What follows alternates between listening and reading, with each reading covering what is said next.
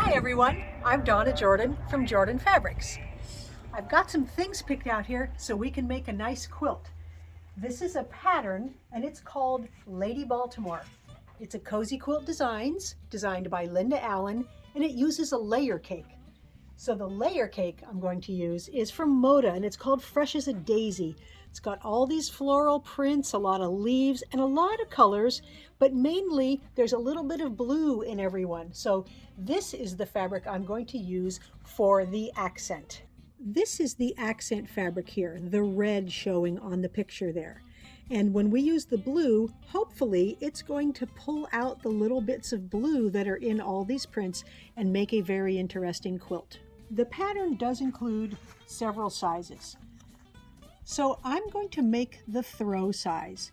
We're going to need 39 layer cake squares, which is great because there's 40 in here.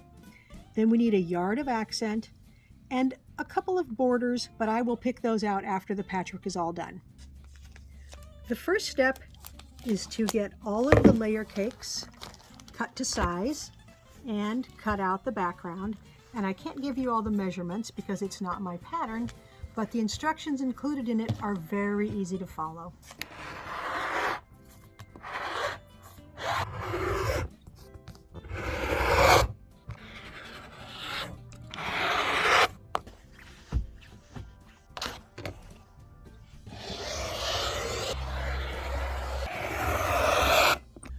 Okay, the cutting is all done. The next step is to take these two smaller strips and the bigger rectangles over to the sewing machine. All we have to do is sew these side by side into a new block. And I'm not going to worry about which fabrics I'm picking up. I'm just going to make sure that these two are not the same. So let's take the first piece and we will put the accent along this edge here. They're all cut exactly the same length, so this is really easy sewing.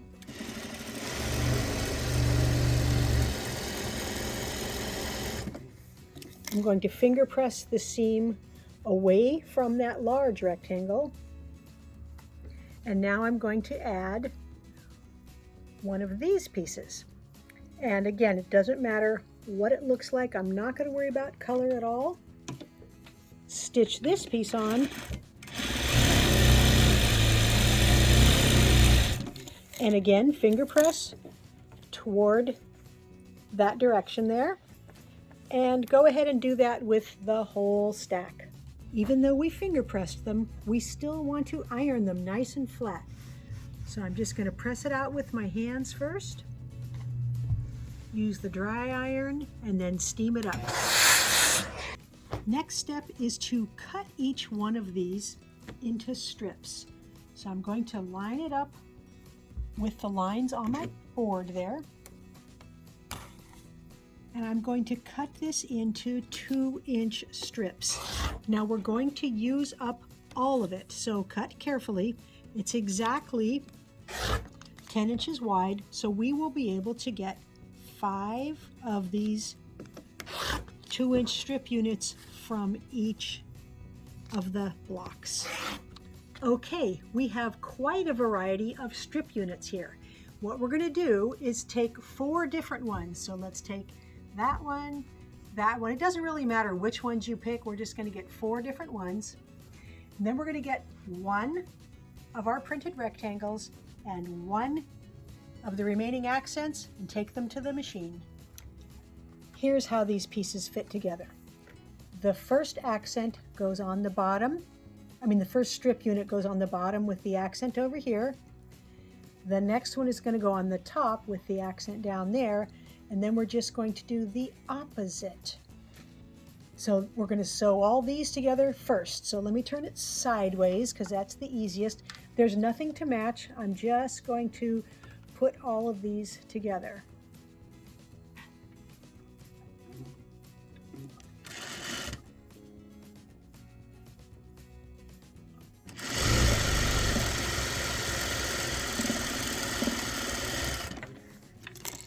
Every seam allowance is going to be pressed in the same direction. They're all going to go to the right here. Now we'll add that next piece.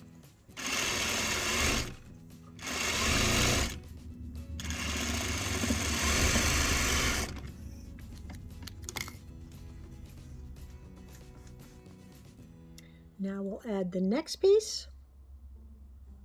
And it's such easy patchwork, it's a joy to put together.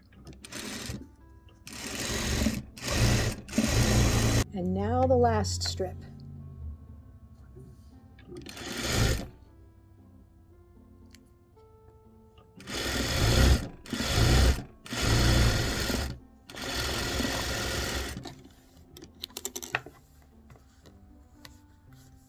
The block is now exactly the same length as this last accent piece. So all we have to do is stitch this on to this side here and iron up the block. All right, that is the whole block. All of the rest of the pieces down here, they get sewn up exactly like this. So I'm going to go ahead and get them stitched up. The blocks are all done, and the layout could not be any easier. We're just going to do the first row with all the blocks facing the same way. So every block is oriented like this. The second row, we're just going to turn it upside down. We're just going to turn every block upside down. And right now, I'm not even looking at what color is going where. I'm just simply turning them the correct way. When I'm done, I'll switch around if we have too much of one color in one spot. There, I haven't even traded anything around. There's so many different colors in the blocks. It looks pretty balanced already because the accent is nice and strong and has a good contrast between that color and all the other colors. So it's very easy to sew this together. They're great big blocks. I'm just going to make rows and sew the rows together. Then I'm going to add some borders. So for borders, I'm going to start with this green one, which is almost solid. And then I'm going to finish with this print that is one of the prints from the layer cake. Then I can get it onto the quilting machine. I've got the quilt all loaded up, and it's time to pick out a thread color. I really want to stick with the blue-green family of colors here. I'm just not sure which one of these will look the best. This is not the same color green that's in it, but it's going to blend in with everything very nicely. This is kind of an olive green, and I thought it might look good on a lot of these florals, and it does, and it barely shows. That one looks pretty good. This is more like the green that's in the border there. It's a little bit dark. I think blue is actually going to be the best choice. That is our accent color, and I think blue will look the best. I don't think any of the quilting is going to show on this quilt because it's so busy, but I'm going to do meandering leaves because there's a lot of flowers and a lot of leaves in all of the prints, and this one won't fight with any of that and should look really nice.